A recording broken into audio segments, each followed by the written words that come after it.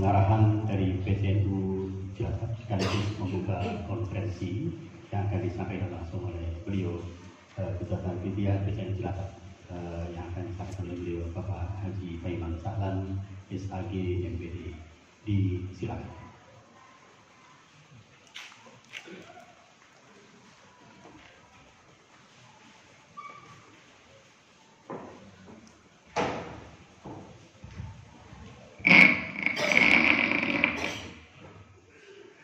Assalamualaikum warahmatullahi wabarakatuh.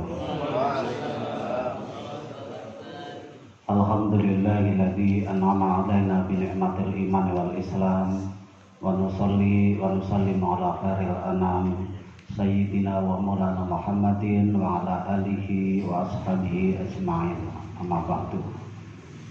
Hadratal muhtaramin wal mukarramin, para alim, para ulama, para kiai, wabil khusus wonten ngarsanipun pengasuh pondok pesantren Rodotul Quran Ibu Nyai Muhimah Lutfi beserta keluarga. Saya hormati pengasuh pondok pesantren Kiai Islahuddin, yang saya hormati Rois Suriah Majelis Wakil Cabang NU Kecamatan Cilacap Tengah, Kiai Haji Mukhromuddin. Luar biasa tadi kita mendengarkan, walaupun kelihatan sepi tapi luar biasa nyampleng menurutnya. Yang saya hormati Ketua Panitia Pak Kiai Haji Mahruli beserta seluruh jajarannya, para tokoh masyarakat, Bapak Kiai Sahlan Nasir dan kiai-kiai yang lain yang mohon izin tidak tanpa mengurangi rasa hormat tidak saya sebutkan satu persatu.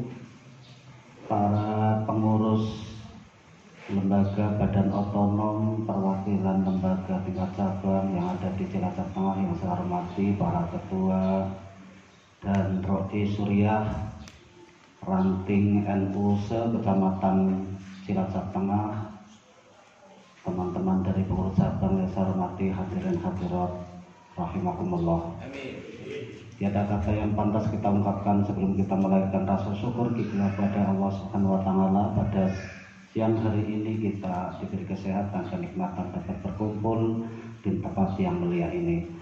Salawat dan salam senantiasa kita sanjungkan kepada baginda Rasulullah Muhammad Sallallahu Alaihi Wasallam. Bapak Ibu yang saya hormati, seperti tadi disampaikan oleh Rois Suriah bahwa Nahdlatul Ulama itu organisasi yang besar atau jamaiyah kabirah. Tetapi Pak Rois Linggi, dengan banyaknya warga Nahdlatul Ulama, masalah di Nahdlatul Ulama juga besar atau mas'uliyah kabirah.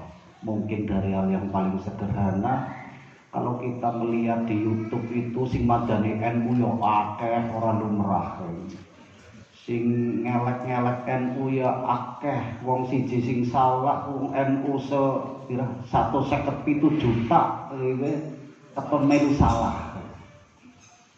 Oleh karena itu tadi oleh Qori disebutkan alladzina yuqatiluna fi sabilihi saffan ka'annahum bunyanun marsusun. Berarti barisan yang kuat.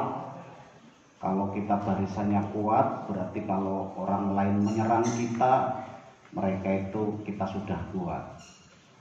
Bapak Ibu yang saya hormati, di antara masalah-masalah yang kita hadapi secara garis besar di NU, yang pertama adalah mas'uliyah umatiyah, masalah-masalah keumatan.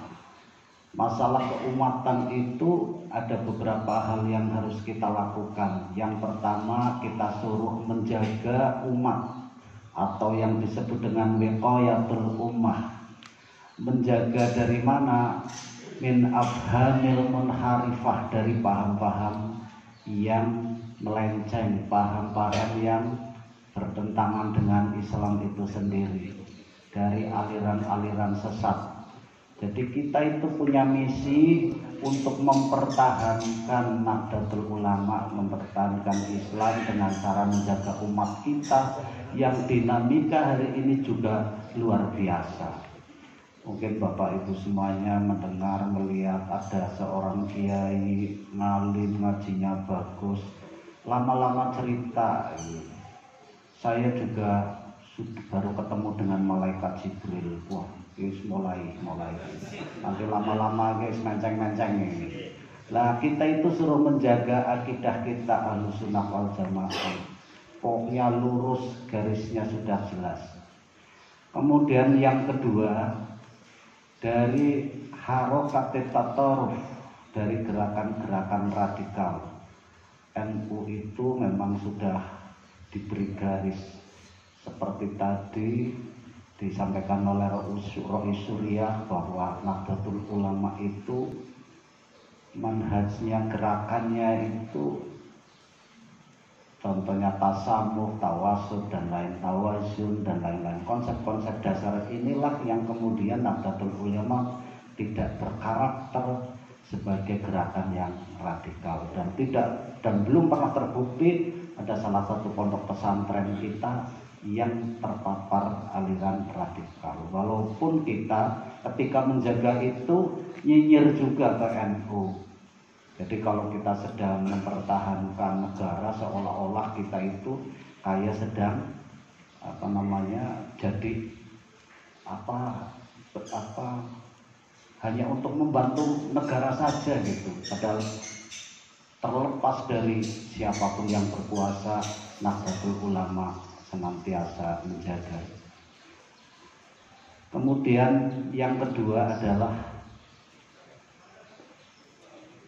takwiyatul ummah atau empowering, pemberdayaan masyarakat, di mana Nahdlatul Ulama itu organisasi yang jumlahnya banyak tetapi berada di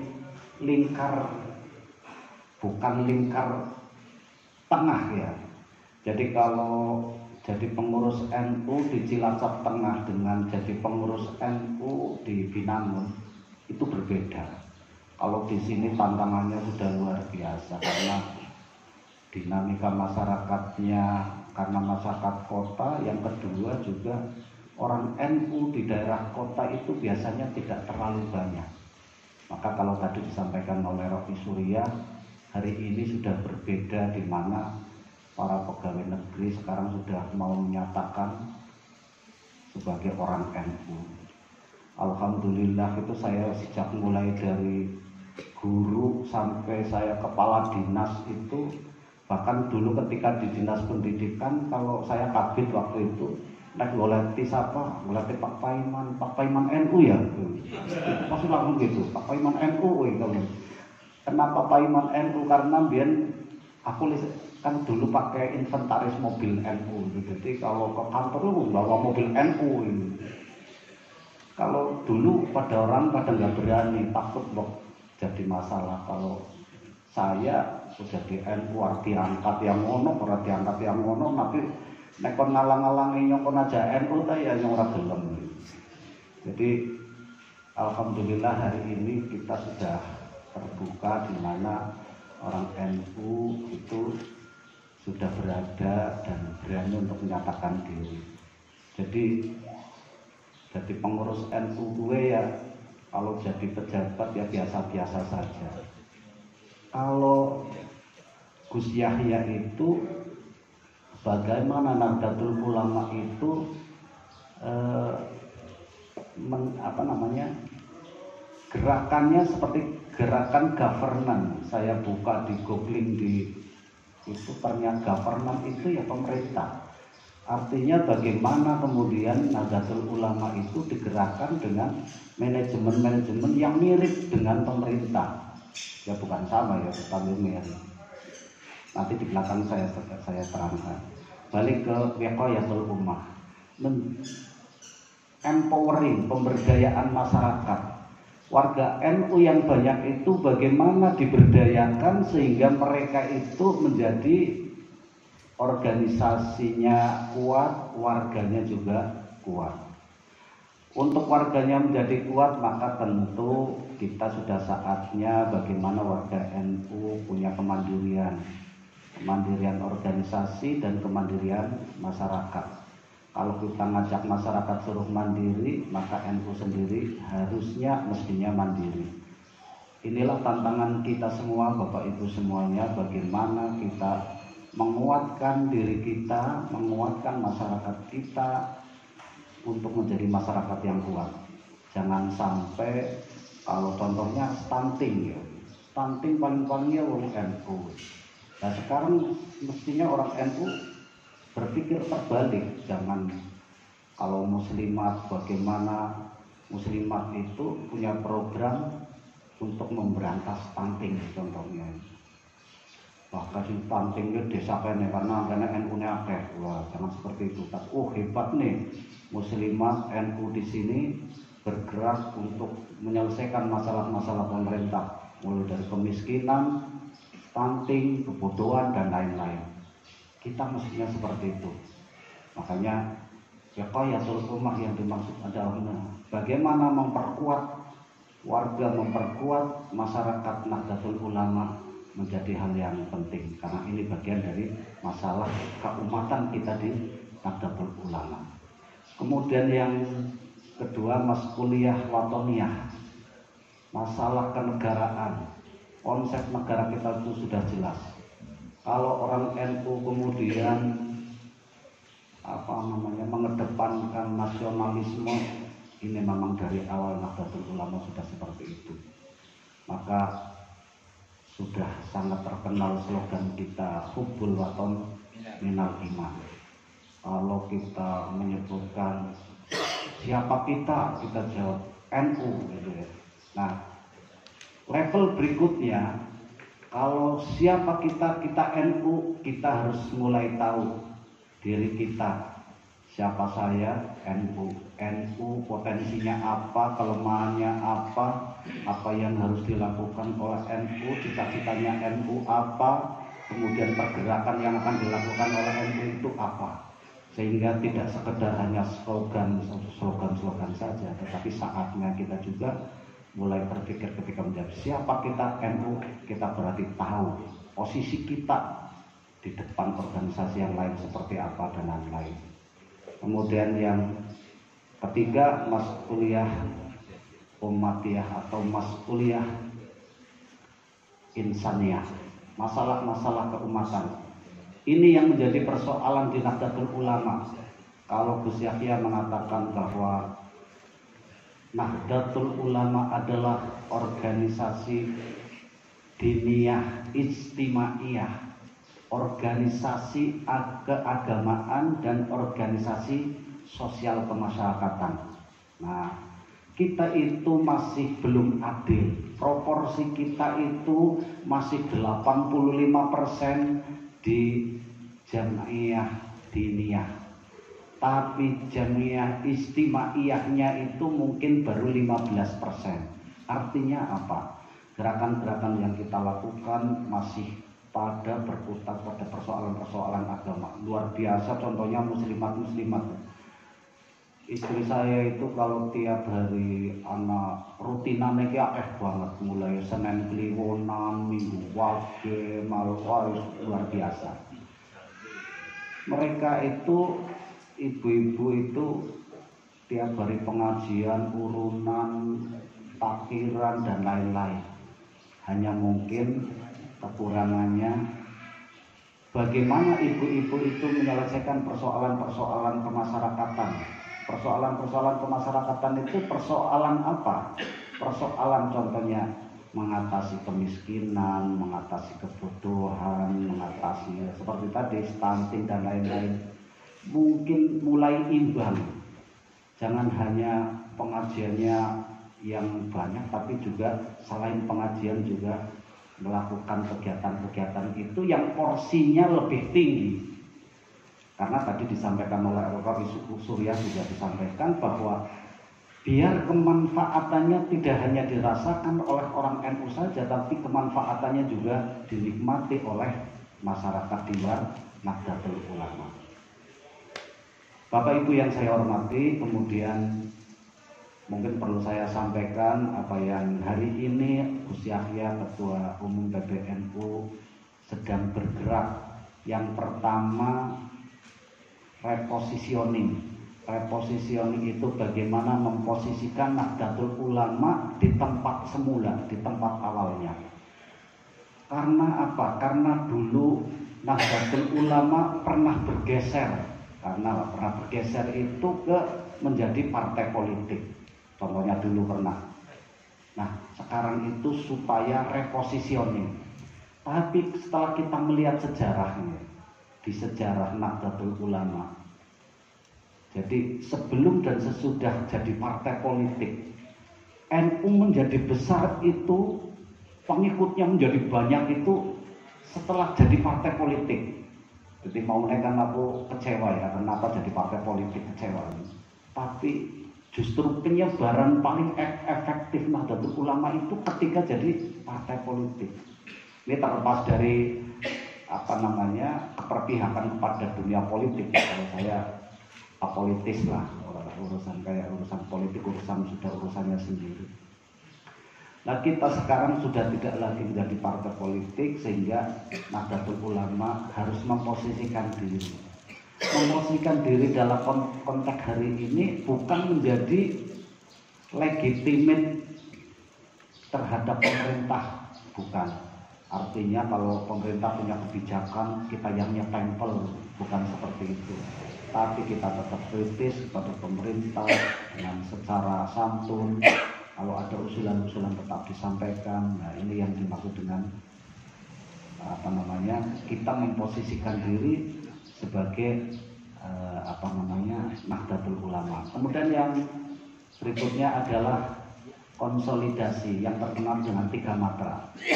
Matra tata kelola, matra agenda organisasi, dan matra konsolidasi SDM dan pembiayaan. Yang pertama, matra tata kelola. Nahdlatul Ulama menjadi butuh tata kelola ketika organisasi ini berkembang menjadi besar. Tata kelola itu kan yang mengatur, yang mengelola untuk melakukan tata kelola terhadap sesuatu. Kalau yang diatur itu sedikit, berarti tidak perlu tata kelola. Tapi semakin banyak perlu tata kelola. Nah, kelemahan kita di tata kelola ini, kita itu belum lengkap. Contoh sederhana, kita ingin mendirikan klinik NU, klinik dibuat. Setelah jadi klinik NU, ada dokternya, ada perawatnya, ada karyawannya di situ, terus bingung. Kita mau melakukan apa, cara-caranya gimana, dan lain-lain. Terus datang larang akhirnya. Nah, kita itu mestinya begitu buka klinik, di situ sudah ada bukunya, ini tata kelolanya, sudah ada guidance-nya. Nah, makanya Nahdlatul Ulama itu butuh tata kelola. Alhamdulillah bacaan isi WhatsApp setiap hari kita membutuhkan, sehingga ketika kita butuh langsung kita buat tata kelolanya walaupun belum lengkap. Ini persoalan kita. Jadi sering sudah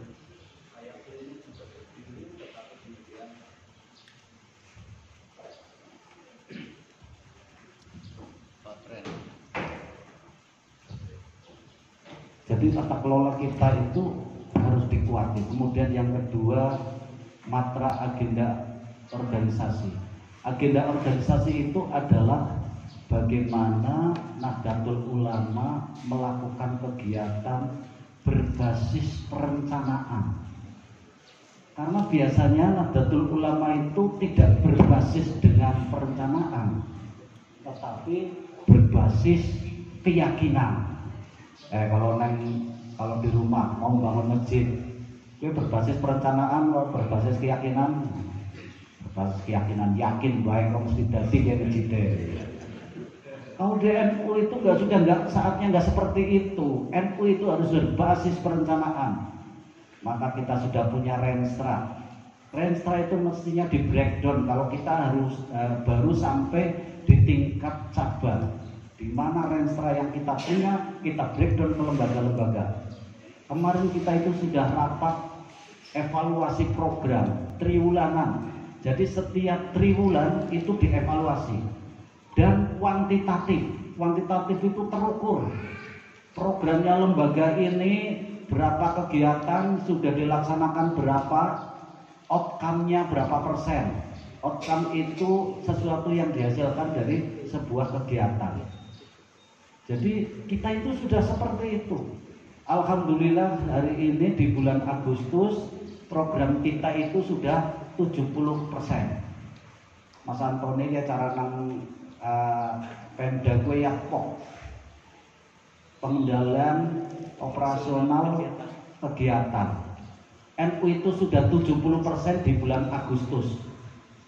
Dan di situ kita munculkan juga lembaga dengan realisasi tertinggi dan lembaga dengan realisasi terendah. Apa masalahnya menjadi terendah? Begitu juga waka. Kita itu punya waka 9. Mau kemudian jadi waka usangannya pada ngapa pakai temen ngomong. Tapi begitu dipraktekkan, semua waka itu pegang bidangnya masing-masing. Alhamdulillah dari 9 waka semua bergerak semuanya. Lah waka-waka itu ternyata diperingkat juga karena waka itu membawai beberapa lembaga. Jadi prestasi waka itu di situ muncul juga. Oh, waka dengan realisasi program tertinggi, waka berapa, dan lain-lain. Jadi sudah saatnya Nahdlatul Ulama itu menjadi organisasi yang berbasis perencanaan, bukan hanya berbasis keyakinan. Kebiasaan kita itu kalau konferensi, konferensi ditinggal turun atau tekan konferensi maning. Sekarang sudah nggak bisa seperti itu. Apalagi di PCNU sudah luar biasa. 1 minggu nanya mesti tek, oke, sudah nggak ada lagi Sabtu Minggu. Karena Sabtu Minggu pasti kegiatan-kegiatan di Nahdlatul Ulama. Bapak Ibu yang saya hormati, kemudian mantra terakhir yaitu konsolidasi sumber daya manusia dan pembiayaan organisasi. Terkait dengan sumber daya manusia, NU itu sebenarnya sumber daya manusianya sebenarnya luar biasa. Kalau kita bilang tentang kesehatan, kader-kader NU yang di kesehatan itu luar biasa banyaknya. Jadi kalau kebetulan saya di birokrasi juga, saya tahu yang namanya kepala bagian di rumah sakit gue bocah NU-an kabeh, pirang-pirang. Di dinas kesehatan itu orang NU banyak di situ. Bagaimana kader-kader yang ada itu kemudian mereka berkontribusi kepada Nahdlatul Ulama, sehingga kemudian Nahdlatul Ulama bisa menjadi organisasi yang kuat. Kemudian pembiayaan organisasi, kita sudah saatnya harapan kita Nahdlatul Ulama itu menjadi organisasi yang mandiri. Jadi next saat hari ini ke janjiannya wis profesional ya, ada serkileran, ya serkiler tapi pakai pola-pola yang profesional lah. Jadi aja keton kae bocah sing kuplukan laku-laku kan mesti pengurus MBCN Cilacap Tengah kae. Dari rumah ke rumah ya serang mangsan lah hari ini. Ya, sekarang sudah pakai pola pembiayaan profesional. Harapan kami konferensi pada hari ini juga membahas hal-hal yang saya sampaikan tadi supaya ke depan Nahdlatul Ulama menjadi organisasi yang maju. Dengan mengucap Bismillahirrahmanirrahim, konferensi MBCN Cilacap Tengah secara resmi kami nyatakan dibuka. Terima kasih, kurang lebihnya mohon maaf. Allahumma fiqhil aqwamit thoriq. Assalamualaikum warahmatullahi wabarakatuh. Waalaikumsalam warahmatullahi wabarakatuh. Aplaus tepuk tangan bagi kita semua.